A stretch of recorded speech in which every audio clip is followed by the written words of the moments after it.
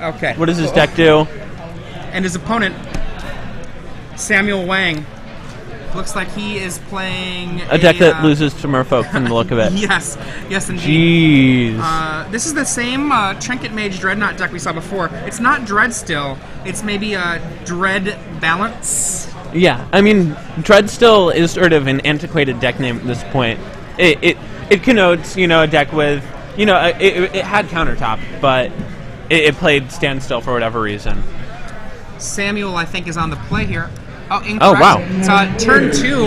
Alex Bertoncini with Merfolk, obviously. Has no turn 1 or 2 play? There was a rumor that Bertoncini was going to play High Tide today, but it looks like it was just a rumor. Oh, yeah, no, that's complete tripe.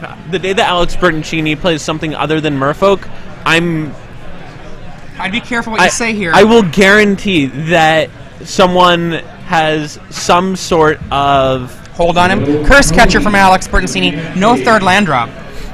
Samuel Wang cracking a Flooded Strand. Maybe he got a bad scout. He spell pierced his Brainstorm, right? He kept a hand with no 1 or 2s. Like, how many counters does he have to have? Like 2, right? He keeps a hand with no second blue source. I'm sorry, I apologize. We'll note that there's a Wasteland that hit a Mutavault earlier, so there was a third land for Alex. Okay. So, continue, though. I mean, he keeps a hand that still hasn't cast, like, a real creature.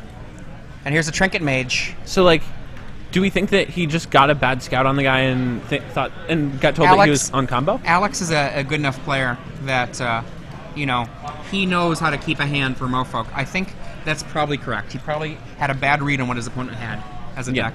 And what did we see what the Trinket Mage retrieved there? Was that Sensei's Divining Top? Yeah.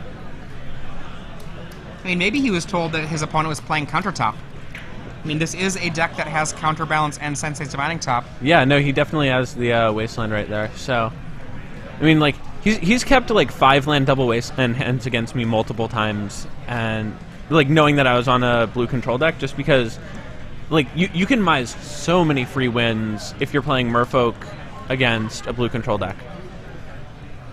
Yes. So Alex doesn't look like he has...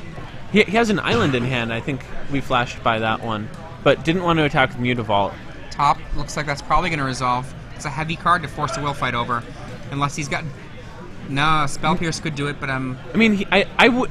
Alex loves it when people play top because every single time you spin top, you get further behind on board. Rejury? Nope. Kira.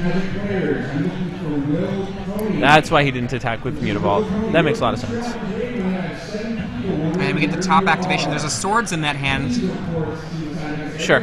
So he's going to have to... Sam's going to have to Wasteland the Mutavault pretty much right away. Spell Snare. Oh, no. Kira doesn't work like that. Sorry. Force a Will with a Spell Snare to get the Kira out of there.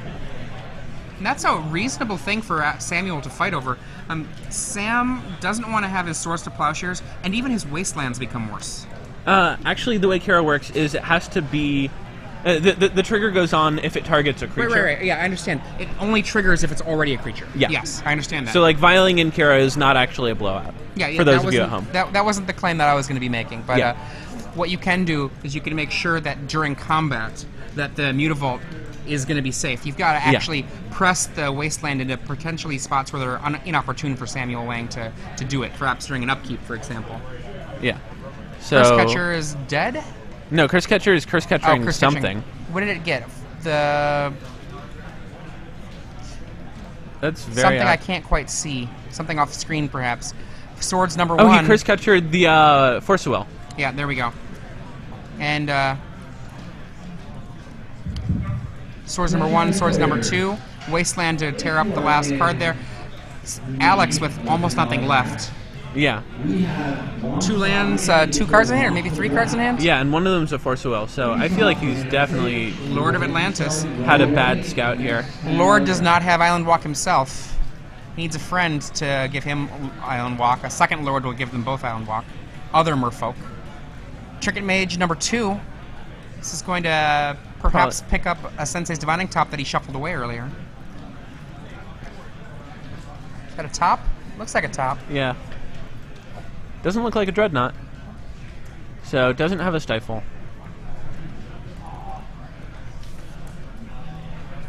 This looks like the exact same list that we saw in round 3. That list lost to Junk. Junk just tearing it asunder. Yeah, a lot of the cards in Samuel's deck aren't really like objectively worth a card. Marrow Regery makes the Lord of Atlantis a 3. Yeah. So now Sam needs another Swords, or his Trinket Mages are pretty irrelevant. Oh, Dreadnought. He had the Dreadnought. Had it. Game 1, there are no... Oh, no, he has Sower. There's one Sower in the list. So he has an out. Yeah. Solo Sower. To be fair, though, besides having the Sower, I mean, if Alex were to get 2 Lords on the table, they would actually make quick work as well. Yeah. No, I mean, Merfolk is a very exponential deck. There's 1 Lord. Untap the island, send the Mutavault. Here we go. That is and we have ourselves a race, folks. 4 Island Walk plus we've got 4 Island 12. Walk plus 2, 3, 4, 5 is 13. Oh, 13, right, yeah. Go to 1. Yeesh. You've got a turn here to kill me. That's what I'm going to tell you. No cryptic commands here for Samuel Wang. So his out, by the way, is killing him. He could engineer explosives for 2 and get rid of all of the Island Walkers. Yeah. Get rid of all the island walking, I should say. To the next. Yep. That's how it's done.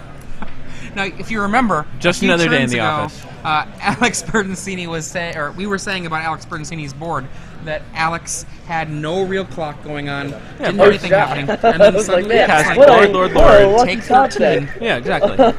And also, it's unblockable. Well, you Yeah, realized right? in time. There it is, I see it. Yep. You did realize. So, looks like Sam's going to board in.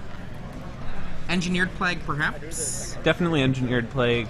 Maybe Consuming Vapors, very slow card. That thing is going to get countered. It's very, very slow. I mean, one of the things about a card like Consuming Vapors... Hissing Needle for sure. Yeah, that's going to go for the Aether Vial. I mean, it has a ton of applications. Wasteland, Merfolk Sovereign, etc. I mean, I've said it to pretty much everything that Merfolk can activate: Wasteland, Mutavault, Aether Vial, Coral Helm Commander, Merfolk Sovereign. So the easy ones to bring in here are the Needle and the Engineered Plagues. He also has Enlightened Tutors, which he could use to help increase his speed on those cards. Is speed what he wants? His redundancy on Engineered Plague, I think, is what he really wants. Right. Because the first Engineered Plague is really irrelevant. The second one is very good. Yeah. But I was going to say, is a card like Enlightened Tutor what he wants to do in this kind of matchup? Throwing away the card for the value? I mean, I cut Force of Will against Merfolk just because there's nothing really distinctive about anything that they're casting. It's, do I want to counter his Grey Ogre or his Grizzly Bear? I mean, that's all it is. They're all Glorious Anthems, and it's just, a 2-mana 2/2 or a 3-mana 2/2. That's the entire deck, is a bunch of Glorious Anthems.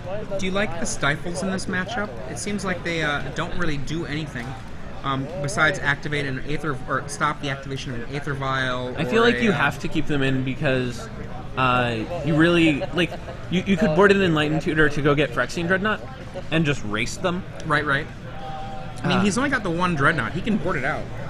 Yeah. But, if you just shotgun the Enlightened Tutor on turn 1 and, turn 2 Dreadnought Stifle, then that's fine. That's a plan. Fair enough. And Alex's responses to a turn 2 Dreadnought are pretty small. Aside from actually just counterspelling it, he has Sower of Temptation and a sideboarded Sower of Temptation. He could, there's no forests from his opponent, so Submerge he'd have to cast for full value on 5. That seems way too expensive to try to go that way. Nothing in the graveyard, so no Relic. Wand seems terrible. I would board in 2 Spell Pierce and 1 Sower. Yeah. And the 3 cards to take out for that, perhaps... Probably 3 days is on the draw. And they shuffle up. Samuel Wang getting ready to present. Alex is an old-school Legacy player. He cuts days on the draw a lot more than a lot of the more new-school people that I know. those little subtle changes. A lot of people do this, right? They go, okay, we're in my sideboarded games, and for them that means games 2 and 3 are the same. Yeah, no, that's but not that's true. not the way it is. This format is very different if you lose the die roll. I mean, that's why all of the, tempo decks have very, very swingy tournaments. Because if you win the die roll 6 out of 8 times when you're playing Team America, you can feel like you're on top of the world. Like, you just always get to stifle their fetch land? That's absurd. Right here, this is round 6 of the Star City Games Open Series here in Boston. I'm Adrian Sullivan. I'm joined by our guest commentator, Drew Levin. Hey, guys. Now, Alex Bertoncini here, he currently has, in this current season, 101 points going into this weekend for the Player of the Year Club. He's level 7. What he wants to do is he wants to join Jerry Thompson, who Jerry Thompson this weekend nudged over the edge and became level 8, where you start getting a free set of standard. A free 4X set. Yes, a free play set Yeah. of standard. Now, I'm not sure what the value of that is. I know one person said that they thought that that'd be worth about $5,000. It's about $5,000 over the course of a calendar year. Is, Right. I think what it's budgeted out to be. Now, I understand that if Edgar Flores makes level 8, they'll give him a full foil set. Because Are you that's serious? how we play. I'm just kidding. Oh, jeez. I would believe it, too. Like, He only plays the foils. yeah, of course. Okay. Turn 1 island from Samuel Wang. Mental misstep. Oh, no, I Aether can't. Vial. Is Samuel Wang a player you've seen at Legacy events? I've His seen name him sounds around. familiar. I definitely recognize the name. Another good reason to consider cutting Force of Will if you're Samuel Wang is that card right there in play, Aether Vial. A card you don't really want to spend the energy Force of Willing, but if you don't Force of Will, your Force of Will sure looks pretty foolish. Yeah. Aether Vial into Mutavault looks like a pretty good start for Alex. Now, Aether Vial, essentially putting Alex already, without a creature in play yet, as the beatdown. Yeah. I mean, It's going to be in flashing play. his uncounterable creatures at the end of Sam's turns. Yeah, no, that's about the face I'd be wearing if my opponent Yeah. had Aether Vial. Yep.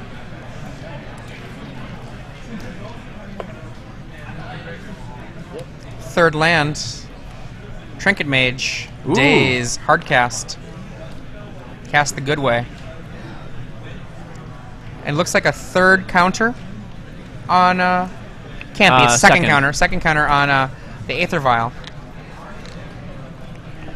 So no Curse Catcher.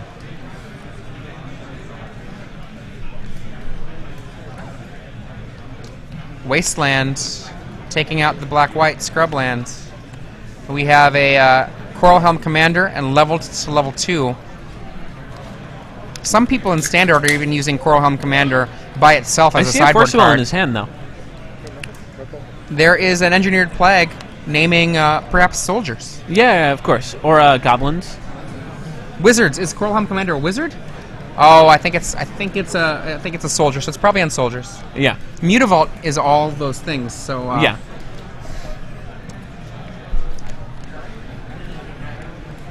I definitely saw the top of a Force of Will as Sam was shuffling his hand around. we go level 4. Take 4. I believe Sam has a Take 3. Yeah, take 3. I believe Sam has a Source of Plowshares in hand. Second Coral Helm Commander into play, level 1. Coral Helm Commander, currently normally a 4/4, gives all other merfolk +1/+1. Also flies. The Engineered Plague is making it smaller. Source to Plowshares, trying to get rid of it and succeeding. 23.